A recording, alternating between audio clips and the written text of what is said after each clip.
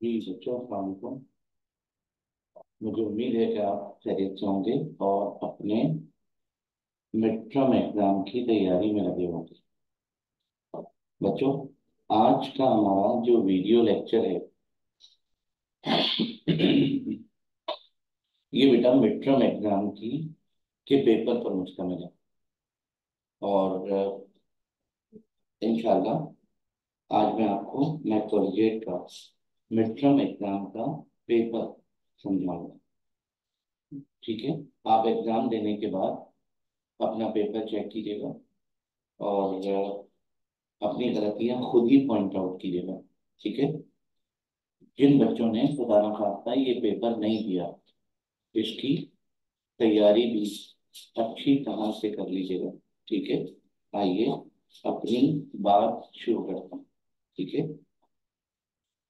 बच्चों, मैं अपनी बात का आगाज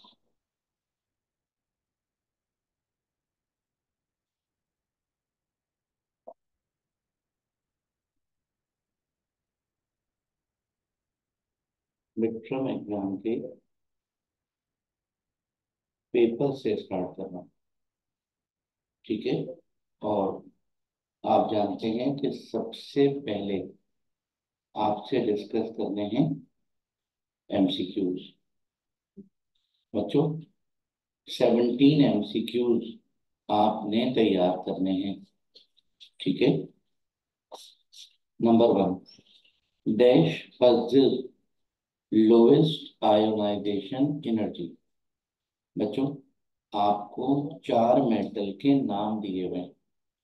आपसे कह रहे हैं इनमें से सबसे कम आयोनाइजेशन एनर्जी किसकी होगी।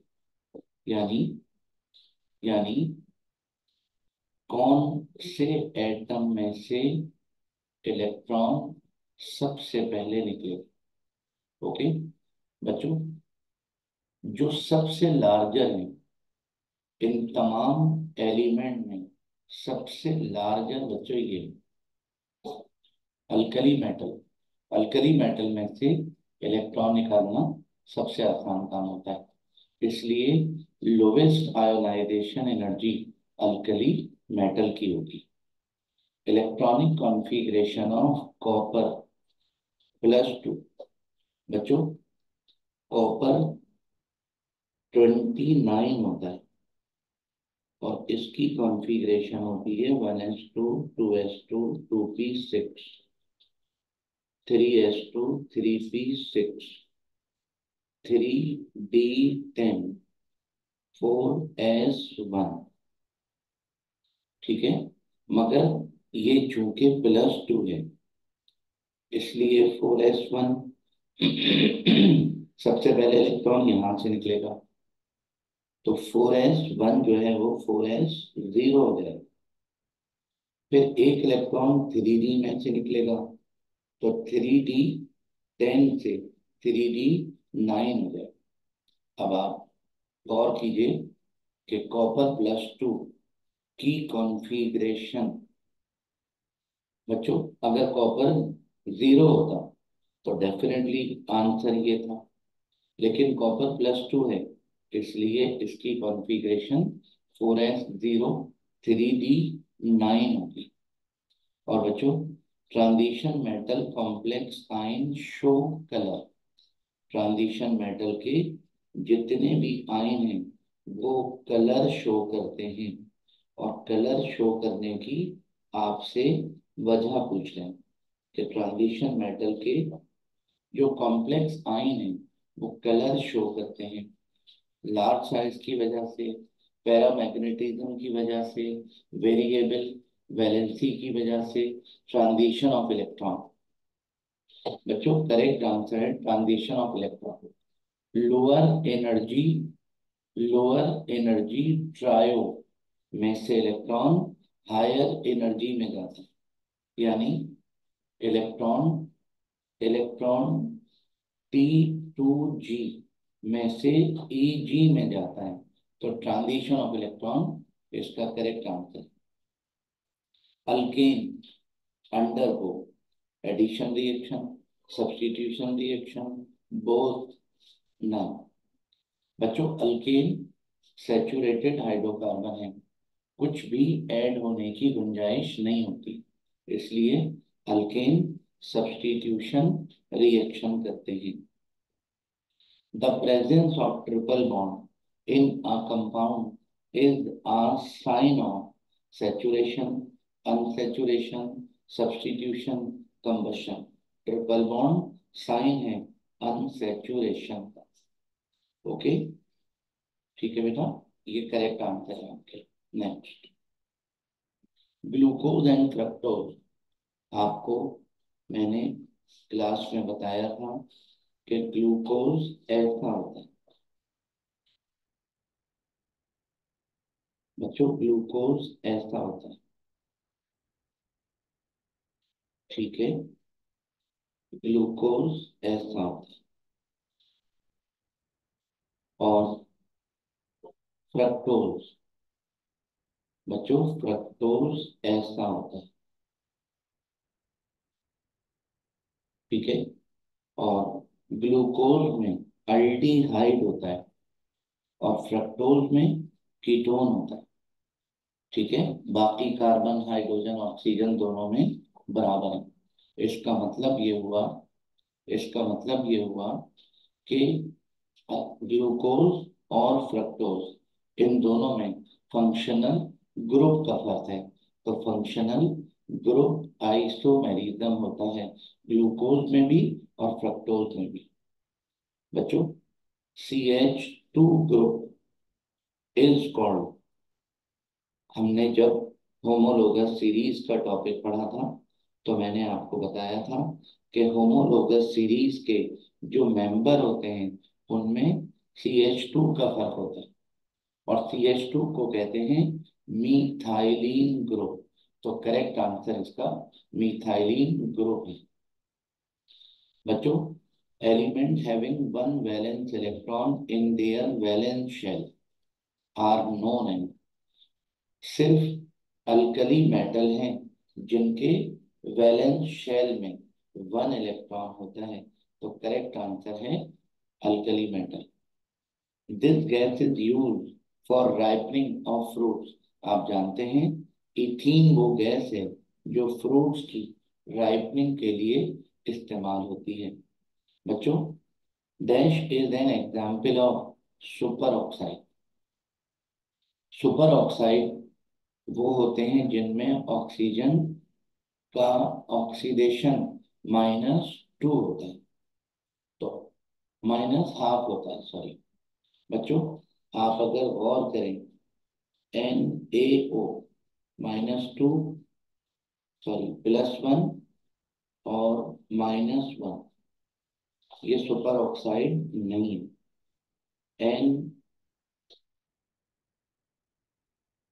बच्चों Na2O2, सोडियम +1, दो सोडियम +2, दो ऑक्सीजन -2, एक ऑक्सीजन -1, ये पर ऑक्साइड है, ये भी सुपर ऑक्साइड नहीं है।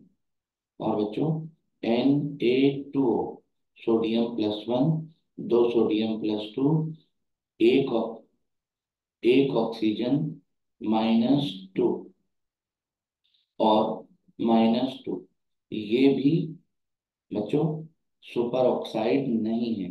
बाकी बचा NaO2, सोडियम +1, दो ऑक्सीजन -1, तो एक ऑक्सीजन -½ हो गया। तो बच्चों ये वो कंपाउंड है जो सुपर ऑक्साइड है। ओके, चलिए नेक्स्ट। बच्चों आपसे कहा जा रहा है कि A is the element of group 3। A 3A group का एलिमेंट है। बच्चों एक एलिमेंट है ए जो 3A ग्रुप का है, डेफिनेटली इसकी वैलेंसी +3 होगी, ठीक है।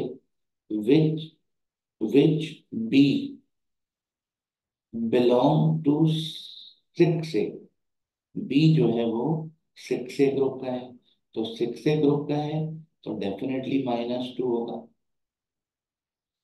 ठीक है, तो पता चला कि ए 3A ग्रुप का है +3, बी 6A ग्रुप का है तो -2।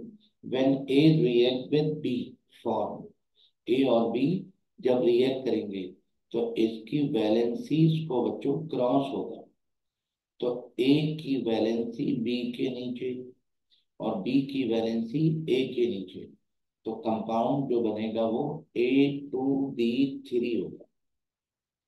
ओके, चलिए, formula of hypochlorous acid, hypochlorous acid ये रहा। ठीक है, चलिए, valence shell electronic configuration of D block element. बच्चों, एस ब्लॉक एलिमेंट की वैलेंस शेल कॉन्फ़िगरेशन होती है NS2 NP1 से लेकर NS2 NP6। बच्चों, ये पी ब्लॉक हो गया। एस ब्लॉक होता है NS1 से लेकर NS2 तक, ये एस ब्लॉक की वैलेंस शेल कॉन्फ़िगरेशन हो गई। डी ब्लॉक होता है NS2 N-1 D1 से लेकर NS2 N-1 D10। ओके बेटा, ये डी ब्लॉक हो गया। तो डी ब्लॉक की वैलेंस शेल कॉन्फ़िगरेशन कह रहे हैं, तो NS2 ND10, NS2 N-1 D10, NS2 N-1 D1 to NS2 N-1 D10। ये बेटा बीच में से कॉमा हटा दीजिए, ये कॉमा हटा दीजिए। ठीक है, चलिए, इलेक्ट्रोनेगेटिव एलिमेंट फॉर्म। बच्चों, इलेक्ट्रोनेगेटिव एलिमेंट उन्हें कहते हैं जो इलेक्ट्रॉन गेन करते हैं, और ये नॉन मेटल होते हैं। और इलेक्ट्रोपॉजिटिव वो होते हैं जो इलेक्ट्रॉन लूज करते हैं, और वो मेटल होते हैं। तो आपसे इलेक्ट्रोनेगेटिव एलिमेंट की बात कर रहे हैं। इलेक्ट्रोपॉजिटिव एलिमेंट जो ऑक्साइड बनाते हैं वो हमेशा बेसिक होते हैं, और इलेक्ट्रोनेगेटिव एलिमेंट जो ऑक्साइड बनाते हैं वो एसिडिक होते हैं। ओके बेटा, तो इसका आंसर है acidic. Element of group dash are also known as chalcogen. Dash group के जो एलिमेंट हैं उन्हें कैल्कोजेन कहते हैं। बच्चों, सबसे पहली बात, आपको ये तो पता होगा कि 7A ग्रुप के एलिमेंट को हैलोजन कहते हैं। ठीक है, 7A ग्रुप के एलिमेंट को हैलोजन कहते हैं। हैलोजन मतलब सॉल्ट फॉर्मर। ठीक है, 6A ग्रुप के जो एलिमेंट हैं उन्हें हम कहते हैं कैल्कोजिन। क्यों भाई? कैल्कोजिन का मतलब होता है और फॉर्मर। तो 6A ग्रुप के एलिमेंट कैल्कोजिन होते हैं, तो 6A ग्रुप आंसर ये है। ठीक है, चलें। When NaCl dissolve in water, sodium chloride को वाटर में डिजॉल्व करते हैं जब, तो वो अपने आयंस में ब्रेक हो जाता है, और आयंस में ब्रेक होने के बाद सोडियम आयन बच्चों ऐसा हो जाता है, सोडियम आयन वाटर मॉलिक्यूल को अट्रैक्ट करने लगता है। ये सिचुएशन क्रिएट हो जाती है, यानी सोडियम आयन के चारों तरफ बच्चों वाटर मॉलिक्यूल आकर अटैच हो जाते हैं। ओके, ये देखिए, सोडियम वाटर मॉलिक्यूल के साथ अटैच हो गया। इसको कहते हैं हाइड्रेशन, यानी सोडियम आयन हाइड्रोलाइज हो गया। ओके बेटा, चले next. Which of the following element will burn in oxygen to give basic oxide। बच्चों, कौन सा एलिमेंट है जिसको आप एयर में बर्न करें तो बेसिक ऑक्साइड बनता है? बच्चों, बेसिक ऑक्साइड सिर्फ मेटल से बनते हैं। ठीक है, कार्बन को बर्न करोगे तो कार्बन डाइऑक्साइड बनेगी, सल्फर को बर्न करोगे तो सल्फर डाइऑक्साइड बनेगी, फास्फोरस को बर्न करोगे तो फास्फोरस पेंटा ऑक्साइड बनेगी। ये तीनों एसिडिक ऑक्साइड हैं। सोडियम को बर्न करेंगे जब तो बनेगा सोडियम ऑक्साइड या सोडियम परऑक्साइड। ओके बेटा, तो सोडियम वो मेटल है जो बेसिक ऑक्साइड फॉर्म करता है। ठीक है बेटा, ये आपके तमाम करेक्ट एमसीक्यूज, आप अपने एमसीक्यूज को ऐसे करके चेक कीजिएगा। ठीक है बच्चों, सेक्शन बी जिसको हम कहते हैं शॉर्ट आंसर क्वेश्चन। ठीक है, अच्छा, इसमें दो पार्ट होते हैं, इनऑर्गेनिक और ऑर्गेनिक।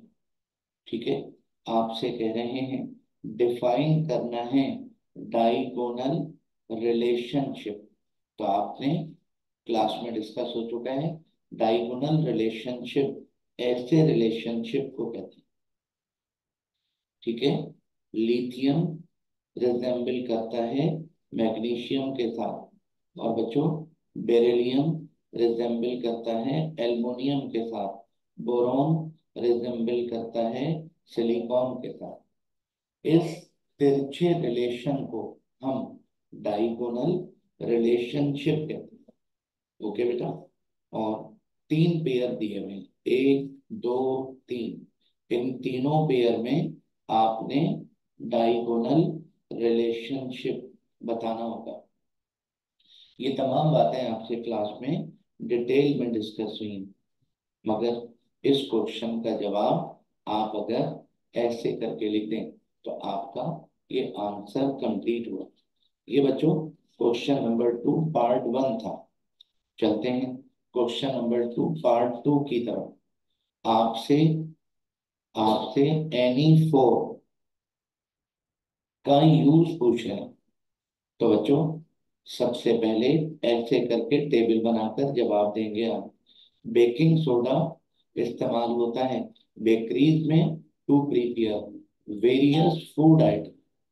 और बच्चों पोटाशियम नाइट्रेट इस्तेमाल होता है फायर वर्क में और फर्टिलाइजर मेक करने में। पोटाशियम हेल्प करता है हमारी पीएच को बैलेंस करने में। ऑयल ऑफ विट्रियोल, बच्चों कोई इंडस्ट्री ऐसी नहीं है जिसमें सल्फ्यूरिक एसिड इस्तेमाल ना होता। ठीक है, और एक्सप्लोर इसको टेक्सटाइल में इस्तेमाल करते हैं, पेंट में इस्तेमाल करते हैं, डाइज बनाने में, प्लास्टिक बनाने में। Explosive leather, automobile batteries, fertilizer, petroleum, ये तमाम के तमाम इसके यूजेस हैं। और पोटाश एलम को इस्तेमाल करते हैं वाटर की प्योरिफिकेशन करने के लिए, लेदर की टेनिंग करने के लिए, फायर एक्सटिंग्विशर में इस्तेमाल करते हैं, antiseptic, minor cut and bound. ठीक है, और बच्चों इसके बाद बोरेक्स। बच्चों बोरेक्स को इस्तेमाल करते हैं क्लीनिंग में, लॉन्ड्री में, कॉस्मेटिक्स में, and as flux in welding, jewellery को वेल्ड करने के लिए इस्तेमाल करते हैं। तो बच्चों 1 2 3 4 5 6, इनमें से 4 के यूजेस आपसे पूछे गए थे। याद मगर आप सारे कर लीजिएगा, हो सकता है एग्जाम में जो आपने अटेम्प्ट किए हैं उनके अलावा पूछ लें। ठीक है बच्चों, अब आपसे next, right the chemical formula. Oil of vitriol sulphuric acid को कहते हैं और इसका formula H2SO4। Baking soda sodium bicarbonate को कहते हैं और इसका formula NaHCO3, borax Na2B4O7.10H2O, oleum H2S2O7, और बोलते हैं कैल्कोपाइराइट कॉपर की ओर है, इसका फार्मूला ये है।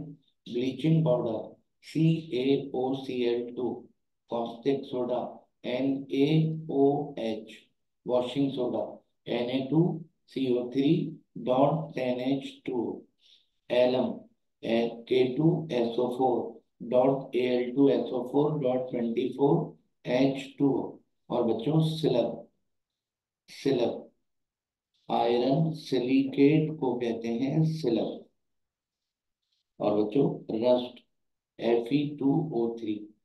आपसे NE8 पूछ रहे हैं, ये मैंने आपको जितने भी ऑप्शन थे सबके आंसर हैंड ओवर कर दिए। क्वेश्चन नंबर 2 का पार्ट 2 था ये। Question number 2 part 3। बच्चों कैरेक्टरिस्टिक वैलेंशियल कॉन्फ़िगरेशन बतानी है। रिप्रेजेंटेटिव एलिमेंट एस ब्लॉक के एलिमेंट को कहते हैं, इन्हीं को नॉर्मल एलिमेंट कहते हैं, इन्हीं को टाइपिकल एलिमेंट कहते हैं। इनकी वैलेंशियल कॉन्फ़िगरेशन क्या होती है बेटा? NS1 2 NS2 NP6। ठीक है। 4A ग्रुप की वैलेंशियल कॉन्फ़िगरेशन होती है NS2 NP2। 8A group NS2 NP6। ऐसे करके जवाब लिखें। और एस ब्लॉक आप जानते हैं बच्चों, S block NS1 to NS2, ऐसे करके आपने इस क्वेश्चन का आंसर देना है। ठीक है बेटा।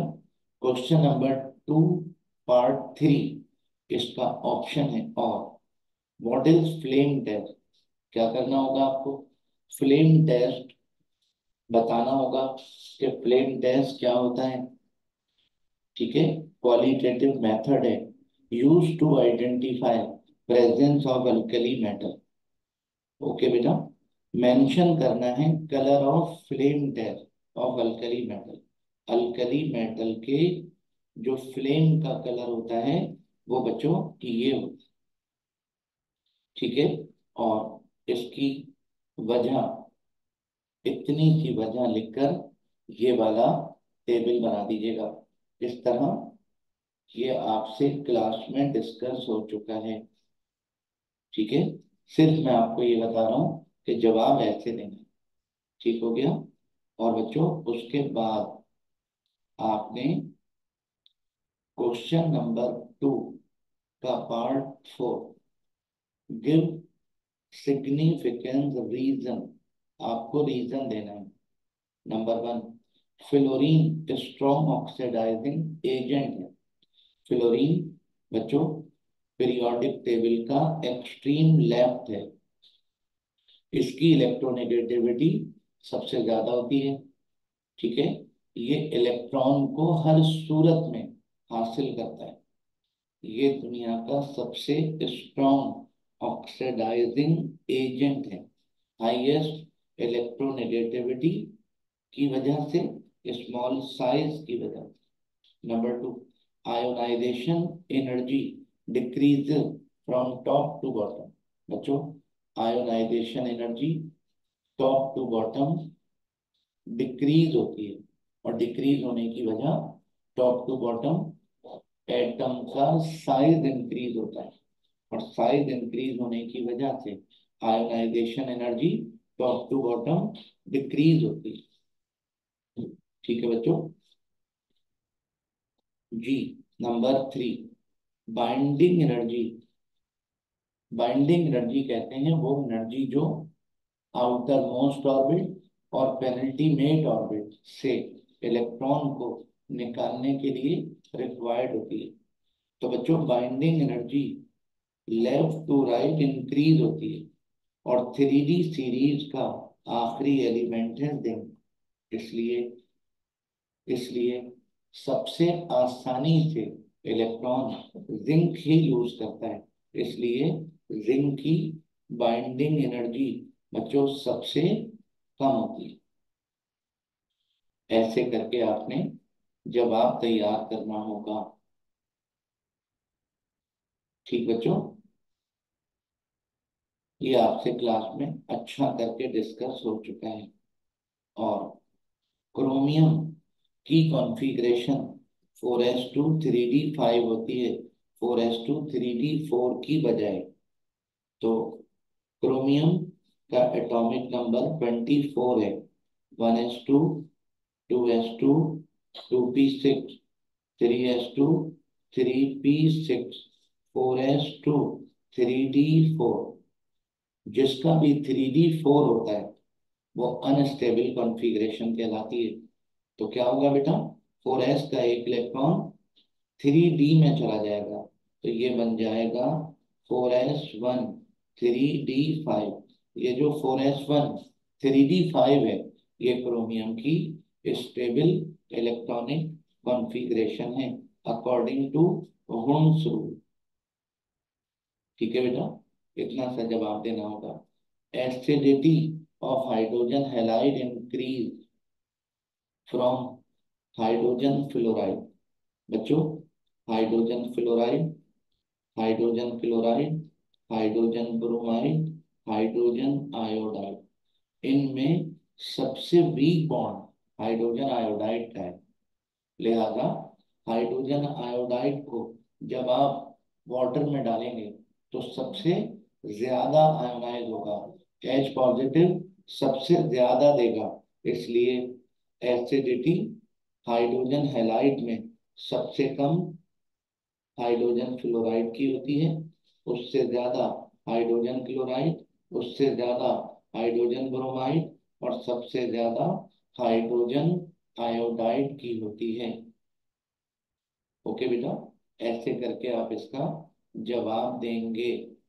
और बच्चों, लीजेंड उनको कहते हैं जो इलेक्ट्रॉन का लोन पेयर देता है। वाटर के ऑक्सीजन में दो लोन पेयर होते हैं, और अमोनिया के नाइट्रोजन में एक लोन पेयर होता है। वाटर अपना एक लोन पेयर देता है एच पॉजिटिव आयन को, तो ये बन जाता है H3O पॉजिटिव। अमोनिया अपना लोन पेयर देता है जब, तो ये बन जाता है NH4 पॉजिटिव। बच्चों, हालांकि वाटर में दो लोन पेयर है, मगर कोई भी एटम एक से ज्यादा लोन पेयर दे नहीं सकता। तो हाइड्रोनियम आयन में इलेक्ट्रॉन ऑक्सीजन दे चुका है, और यहाँ पर भी नाइट्रोजन इलेक्ट्रॉन दे चुका है। तो इलेक्ट्रॉन देने के लिए इन दोनों के पास पेयर नहीं है, इसलिए वाटर मॉलिक्यूल लीजेंड होता है, अमोनिया मॉलिक्यूल लीजेंड होता है। मगर इससे बनने वाले जो आयन होते हैं उनमें चूंकि इलेक्ट्रॉन पेयर होता नहीं है, इसलिए वो लीजेंड का काम नहीं करते, और इलेक्ट्रॉन का पेयर देने वाले को लुईस बेस कहते हैं। तो H2O और अमोनिया लुईस बेस का काम करता है, लेकिन इनसे बनने वाले जो आयन्स हैं वो लुईस बेस का काम नहीं करते। ठीक है बच्चों, इसी क्वेश्चन का ये ऑप्शन है, क्वेश्चन नंबर 2 का 4। डिफाइन करना है अलॉय। मेटल के मिक्सर को कहते हैं अलॉय।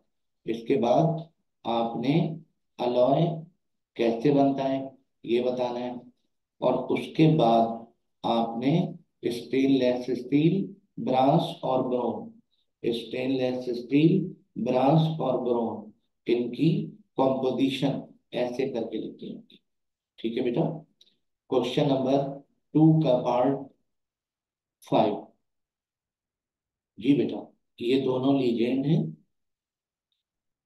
ठीक है, और क्या करेंगे, di chloro tetra amine chromium three, three ऐसे निकला, और क्लोराइड।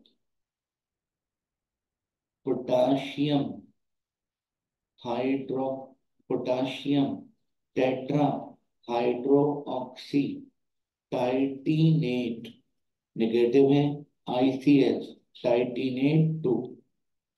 और बच्चों हेक्सासियानो प्लेटिनेट 2 आइन, प्लेटिनेट सॉरी 4 आइन, क्योंकि इंटरनल कोऑर्डिनेट स्फीयर -2 और लीजेंड -6, तो बाकी बचा +4। ठीक है जी बेटा। ट्राइस इथाइलिन डाइअमाइन कोबाल्ट 3 क्लोराइड, ऐसे करके मुझे उम्मीद है इन तमाम कंपाउंड की एक अच्छी प्रैक्टिस आपके पास मौजूद होगी। क्वेश्चन नंबर 2 का पार्ट 6, ब्लिस्टर कॉपर क्या होता है, सबसे पहले तो ये बताना है। और बच्चों give process of refining of blister copper, blister copper की रिफाइनिंग, मैंने आपसे कहा था इस साल का सबसे इम्पोर्टेंट तरीन टॉपिक है, क्लास में अच्छी तरह आपसे डिस्कस हो चुका है, ऐसे करके आपने इसका जवाब लिखना था। ठीक है बच्चों, डिफाइन करना है आपने लीजेंड, याद आ गया होगा आपसे कि क्लास में बहुत अच्छी तरह डिस्कस हुआ है। ऑक्सीडेशन नंबर चार्ज को कहते हैं। ऑटो ऑक्सीडेशन रिडक्शन, यानी क्लोरीन को जब वाटर से रिएक्ट करते हैं तो क्लोरीन ऑक्सीडाइज भी होता है और रिड्यूस भी होता है। ठीक है, ये देखिए क्लोरीन 0 था, +1 हो गया, -1, +1 -2, बाकी बचा +1, तो क्लोरीन 0 से -1 हुआ, इसका मतलब गेन, गेन का मतलब रिडक्शन। क्लोरीन 0 से +1 हो गया, +1 का मतलब लॉस, और लॉस का मतलब ऑक्सीडेशन। ठीक है बेटा, ऐसे करके आपने इसका जवाब देना था। ठीक, चलें बच्चों, क्वेश्चन नंबर 2 का, अच्छा आगे आपसे ये भी पूछ रहे हैं, तो मेटल के जो इम्प्योर कंपाउंड होते हैं उनको और कहते हैं। ठीक है, what is bleaching powder, how it is prepared, आपने ब्लीचिंग पाउडर का इंट्रोडक्शन देना है और बताना है कि ब्लीचिंग पाउडर क्या होता है। उसके बाद आपने बताना है कि ब्लीचिंग पाउडर को किस तरह प्रिपेयर करते हैं, और उसके बाद ब्लीचिंग पाउडर का रिएक्शन दिखाना है किसके साथ, वाटर के साथ। ओके बेटा, ये रहा, और एसिड के साथ ये रहा। ठीक है, ऐसे करके आपने इसका जवाब देना था। क्वेश्चन नंबर 2 का पार्ट 7 ही है, मगर ये उसका ऑप्शन है। क्या करना है, इक्वेशन देनी है। शुगर का सल्फ्यूरिक एसिड से जब रिएक्शन करेंगे तो शुगर की डिहाइड्रेशन हो गई, वाटर मॉलिक्यूल निकल गए, बाकी बचा कार्बन। फेरिक क्लोराइड का कॉस्टिक सोडा से जब रिएक्शन करेंगे तो फेरिक हाइड्रोक्साइड बनेगा और सोडियम क्लोराइड। मैग्नीशियम को हीट करेंगे नाइट्रोजन के साथ तो मैग्नीशियम नाइट्राइड बनेगा। सोडियम को बर्न करेंगे जब एक्सेस ऑफ एयर के साथ तो सोडियम पर ऑक्साइड बनेगा। ठीक है बच्चों, चलिए ये आपके 7 पार्ट थे जिनमें से 4 करने थे। अब आपके सेक्शन बी का ऑर्गेनिक, डिफाइन करना है आपको वाइटल फोर्थ थ्योरी।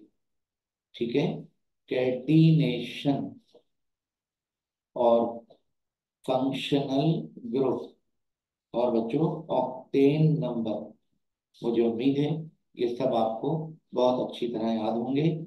ऐसे करके आपने इनको लिखना था। ठीक है बेटा, ऐसे करके आप इनको नहीं याद किया है तो कर लीजिएगा। 9, write down the different sources of organic compound. Organic compound के जो वेरियस नेचुरल सोर्सेज हैं, नंबर 1, नंबर 2, नंबर 3, नंबर 4, ये सोर्सेज हैं जो जो अहम रोल प्ले करते हैं हमारी सोसाइटी में। ओके बेटा, और बस आपने इतना सा जवाब देकर किसी को एक्सप्लेन नहीं करना, बस एक फॉसिल रिमेन बताकर बात को डी एंड कर दिया। बच्चों, आइडेंटिफाई करना है फंक्शनल ग्रुप, और इसको देखते ही समझ गए होंगे। CH3CONH2 बच्चों अमाइड फंक्शनल ग्रुप है और नाम है इसका इथेनमाइड। ओके, अच्छा, नंबर 2, अगर आप गौर करें तो दो कार्बोक्सिलिक हैं, एक कार्बोक्सिलिक ये रहा, और और दूसरा कार्बोक्सिलिक ये रहा। बच्चों ये 3 गलती से लग गया है, ये 2 है जी। फंक्शनल ग्रुप इसमें कार्बोक्सिलिक है, और 1,4 ब्यूटेन डाइओइक एसिड। बच्चों 1,4 butane dioic acid. Okay okay okay, ठीक है बच्चों। ये चौथे कार्बन पर ये चौथे कार्बन पर फंक्शनल ग्रुप कार्बोक्सिलिक नहीं है। चौथे कार्बन पर फंक्शनल ग्रुप है हाइड्रोक्सी। तो 4 हाइड्रोक्सी 1 ब्यूटेनोइक एसिड। तो एक फंक्शनल ग्रुप इसमें हाइड्रोक्सी है और दूसरा कार्बोक्सिलिक। जी बेटा, आप अगर इस कंपाउंड की बात करें तो CH3COCl। ठीक है बच्चों, इसमें अगर Cl हटा दें तो इसको कहते हैं इथेनोआइल, और Cl लगा दें तो इथेनोआइल क्लोराइड। अगर कार्बन 3 होते तो प्रोपेनोआइल क्लोराइड। अगर एक कार्बन होता तो मीथेनोआइल क्लोराइड। 4 कार्बन होते तो ब्यूटेनोआइल क्लोराइड। तो बच्चों 1 इथेनोआइल क्लोराइड, और कॉमन नेम इसका एसिटाइल क्लोराइड है। और फंक्शनल ग्रुप इसमें बच्चों एसाइल फंक्शनल ग्रुप। ठीक है, और आप अगर इस कंपाउंड पर गौर करें बच्चों, इस कंपाउंड पर अगर गौर करें तो CH3COOCH3 देखते ही समझ गए होंगे एस्टर मिथाइल इथेनोएट, और फंक्शनल ग्रुप इसमें एस्टर है। ठीक है, अच्छा, what is meant by reforming of petroleum. Petroleum की रीफॉर्मिंग क्या होती है, why it is considered an useful technique. बच्चों, रीफॉर्मिंग करने के लिए क्या करते हैं, हाई प्रेशर और हाई टेम्परेचर देते हैं प्लेटिनम कैटलिस्ट की प्रेजेंस में। तो ये जो नॉर्मल ऑक्टेन है, ये बच्चों ये कन्वर्ट हो जाता है इनटू दिस, ये भी ऑक्टेन, मगर इसमें टर्मिनल 1 और 1 2 थे, और यहाँ टर्मिनल 1 2 3 4 5 बर्निंग टर्मिनल से होती है। इसलिए इस वाले ऑक्टेन के मुकाबले में ये वाला ऑक्टेन बहुत यूजफुल है। और नाम आप इसका जानते हैं 2,2,4 ट्राइमीथाइल पेंटेन। बच्चों, पुराने जमाने में तेल इस्तेमाल होता था, और अब इसकी जगह रिफॉर्मिंग ने ले ली है। तो ये रिफॉर्मिंग मौजूदा दौर की सबसे यूजफुल टेक्निक है। अगर आपने इस क्वेश्चन को इस तरह याद नहीं किया तो कोई बात नहीं, आप कर लीजिएगा। बच्चों स्ट्रक्चर बनाना है new pentyl alcohol 1 2 3 4 5। New pentyl हो गया, OH लगा दीजिए और कार्बन की जो रिमेनिंग वैलेंसीज हैं उनके साथ हाइड्रोजन लगा दीजिए। ये बन गया न्यू पेंटाइल अल्कोहल। ठीक है, डाईविनाइल एसिटाइलिन। बच्चों ये रहा एसिटाइलिन, एक विनाइल इधर और दूसरा विनाइल इधर, डाईविनाइल एसिटाइलिन। Try phenyl bromomethane. बच्चों ये मीथेन 4 वैलेंसी, एक Br। और बच्चों फिनाइल कहते हैं C6H5, C6H5, C6H5। ये बन गया ट्राइफिनाइल ब्रोमोमीथेन और विनाइल अल्कोहल। बच्चों ये रहा अल्कोहल। ये बच्चों विनाइल डबल बॉन्ड और विनाइल अल्कोहल, OH ऊपर भी लगा सकते हैं, नीचे भी लगा सकते हैं, बराबर में भी लगा सकते हैं। ठीक है, इनकी प्रैक्टिस कर लीजिएगा, कोई बात हो तो क्लास में डिस्कस कर लीजिएगा। शॉर्ट नोट लिखना है होमोलोगस सीरीज पर। Homologous series different organic compound की ऐसी सीरीज होती है जिसमें any two consecutive member differ to each other by 1 carbon and 2 hydrogen atoms is known as homologous series, and the member of this series is called homologs। ठीक है बेटा, short note लिखना था। शॉर्ट नोट इतना ही short होता है। ठीक है बेटा, डिफरेंसेस बताने हैं सैचुरेटेड और अनसैचुरेटेड हाइड्रोकार्बन में। तो सैचुरेटेड वो होते हैं जिनमें all the valencies of carbon atoms are completed by single covalent bond. ठीक है बेटा, और अनसैचुरेटेड वो होते हैं जिनमें all the valencies of carbon atoms are not completed by single covalent bond, यानी जिनमें डबल और ट्रिपल कोवेलेंट बॉन्ड होता है। ठीक है बेटा, ये क्वेश्चन नंबर 2 का 14वां पार्ट था। इनमें से आपको 4 करने थे। बच्चों अब बात शुरू हो रही है लॉन्ग की। तो डिफाइन करना है आपको वेरिएबल ऑक्सीडेशन स्टेट।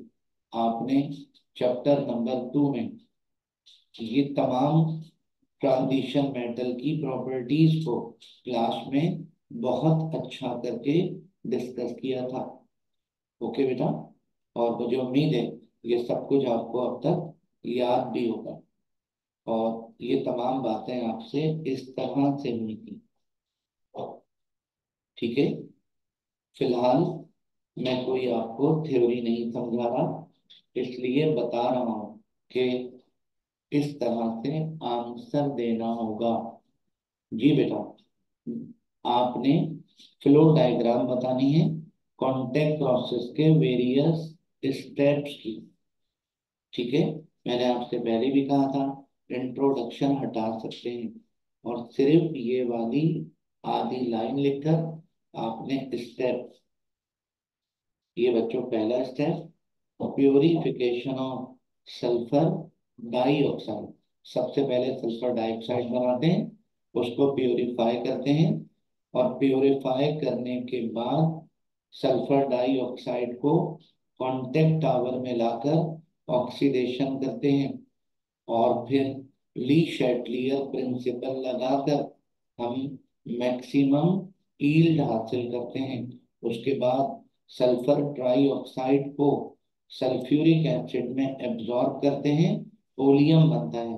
ओलियम को वाटर से रिएक्ट करते हैं और सल्फ्यूरिक एसिड हमें हमारी मर्जी की कंसंट्रेशन का मिल जाता है। मुझे उम्मीद है ऐसे करके आप याद कर लीजिएगा। बच्चों, मेटलर्जी की डेफिनेशन बतानी है। मेटलर्जी किसी भी मेटल की ओर से मेटल हासिल करने की साइंस को कहते हैं। राइट नेम, आपने कॉपर की ओर, आपसे क्वेश्चन में अक्रेंस नहीं पूछी तो आपको लिखने की जरूरत नहीं है।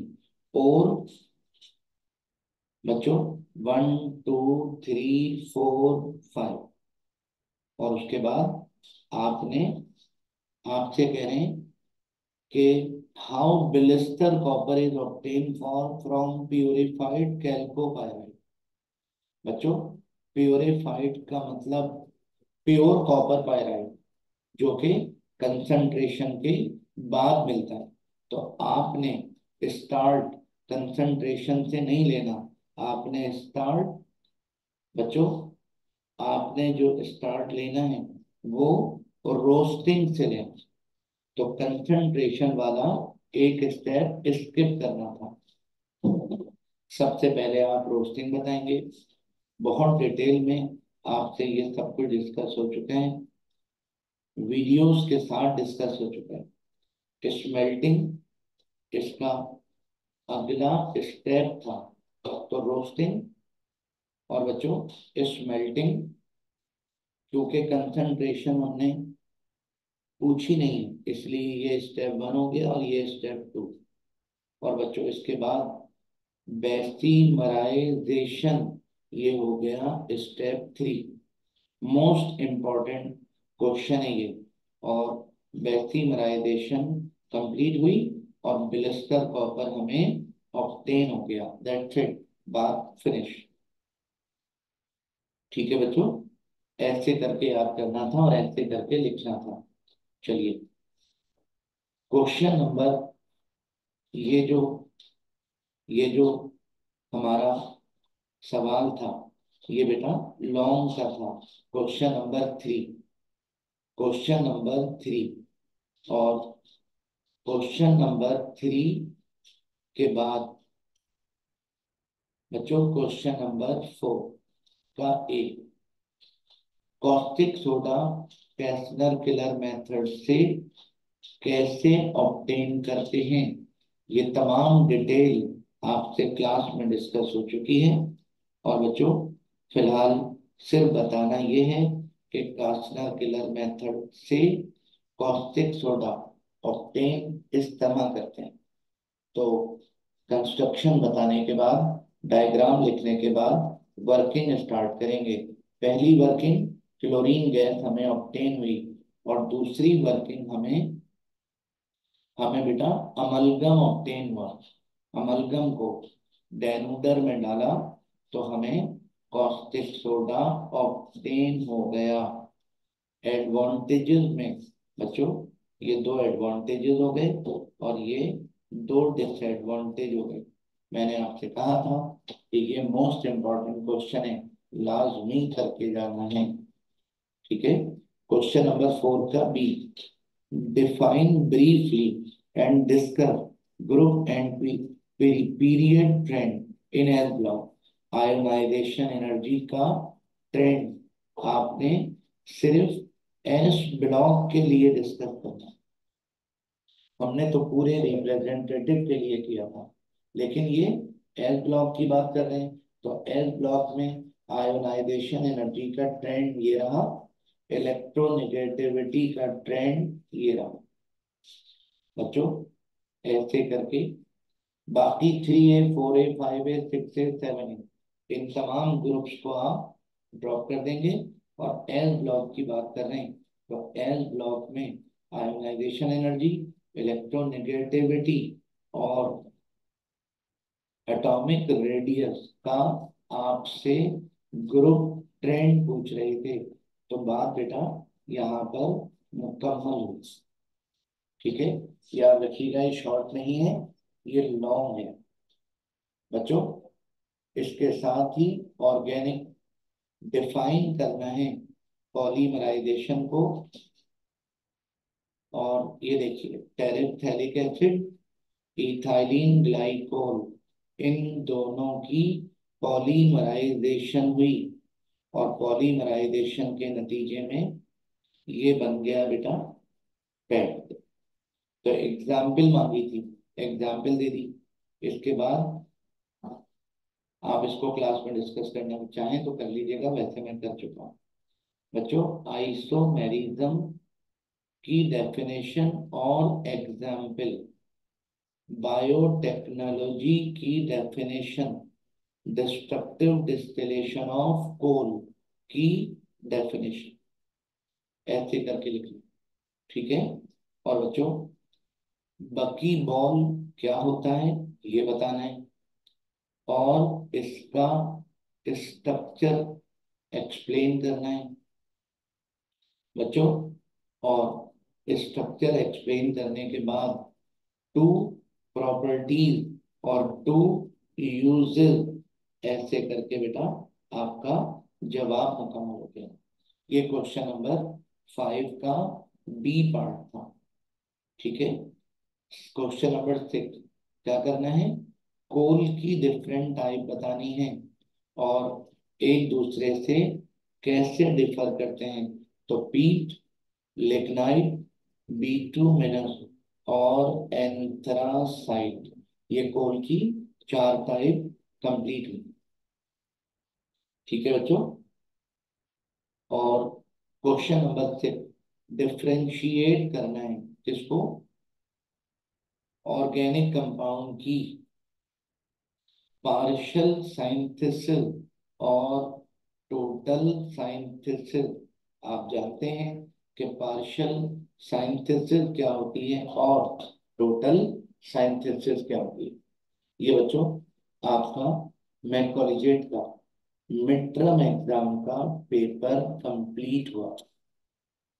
मुझे उम्मीद है कि आपके लिए काफी यूजफुल साबित होगा, ठीक है।